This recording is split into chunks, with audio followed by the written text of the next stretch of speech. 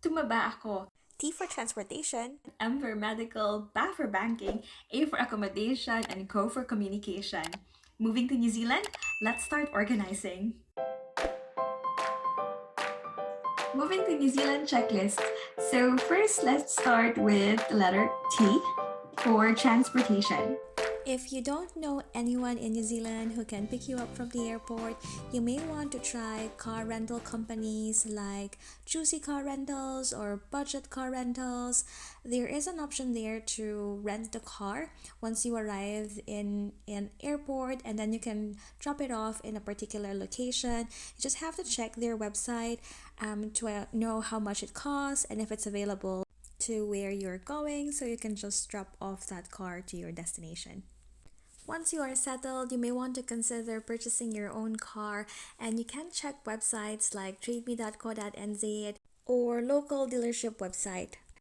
If you are buying a used car, New Zealand Transport Agency has some articles about some tips, like for example, taking your time and carefully examining everything you want to look at and not just what the seller is showing you.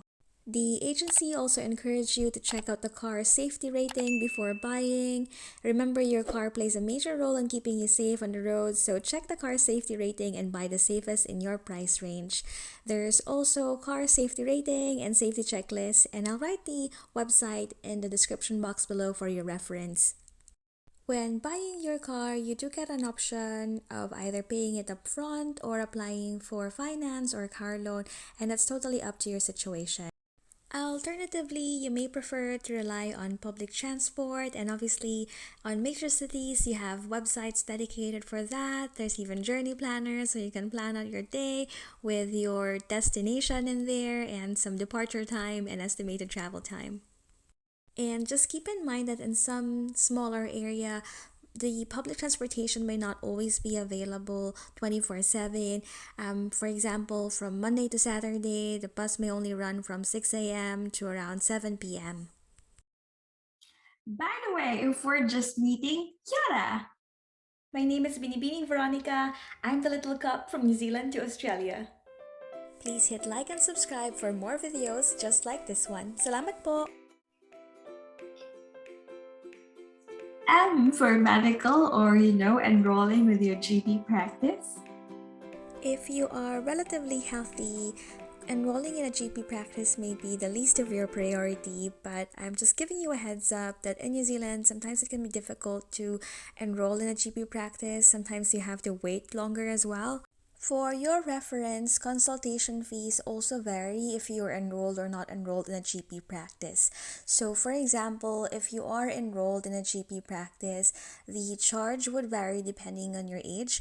For someone who's 25 to 44 years old, you may get charged for $43.50 for a doctor's consultation.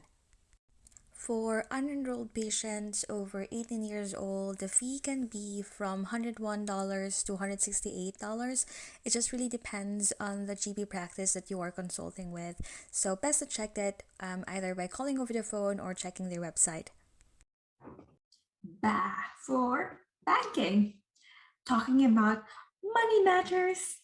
For your reference, if you are carrying 10,000 New Zealand dollars or foreign equivalent or more in terms of cash or equivalent into or out of New Zealand, you'll actually have to complete a border cash report.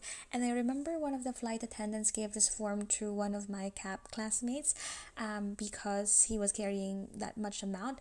I didn't have much at all, so I didn't really complete that form.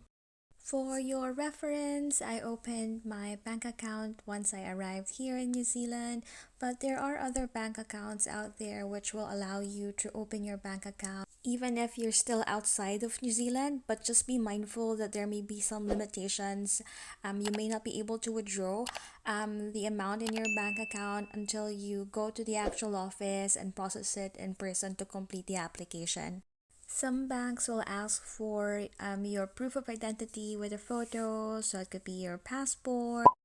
Others may accept non-photo ID, like your birth certificate, and some supporting form of photo ID, like a New Zealand driver's license or an international driver's license.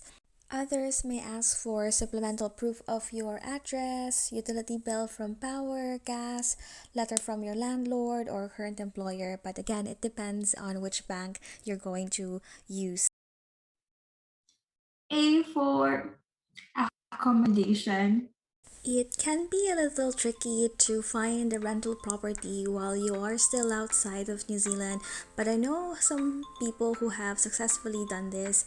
So they either looked at Facebook groups for other Filipinos as well who have rental properties, or they have advertised at trademe.co.nz, and it just really depends what you want in terms of your rental accommodation.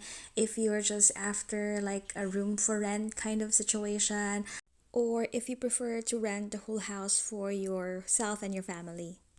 While we are on the subject of renting, I just want to share this website which gives you an idea on how much renting could be in that particular area. And again, this is just an estimate, obviously, of what the higher and lower price could be, including the bonds that you may need to pay. Rental price may also be affected depending on how far you are from the CBD, or if you're living in a bigger city or in a smaller area. Co for communication.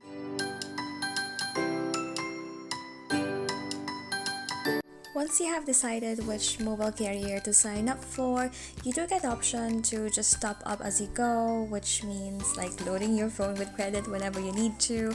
Otherwise, there's option for prepaid plans. This is just a sample from one of the mobile carriers out there. Obviously, you can try and go research whatever fits your need the most. There's also option for postpaid plan, and I guess in terms of internet connection, I don't really find much differences to the different carriers. I do have some friends from Singapore and Australia who said that they get more data in the plan that they have in those respective countries. But I don't really use my mobile data as much because I rely on my broadband at home, and it's really stable compared to what we used to have in the Philippines, I guess. In terms of international call and text, it depends on the mobile carrier which you'll sign up with and the plan that you'll have. Some offers 250 minutes and 50 texts to use, and countries that includes the Philippines, Singapore, South Africa, Spain, UK, and USA. Question of the day. Reflecting on this to-do checklist, which do you find most difficult and easiest to complete? Is it sorting out transportation, enrolling in your medical GP practice, or sorting out your bank account, accommodation, or communication? Let me know in the comment section below. As always, I wish you all the best in your journey and I hope you will be blessed. I'll see you soon. Bye!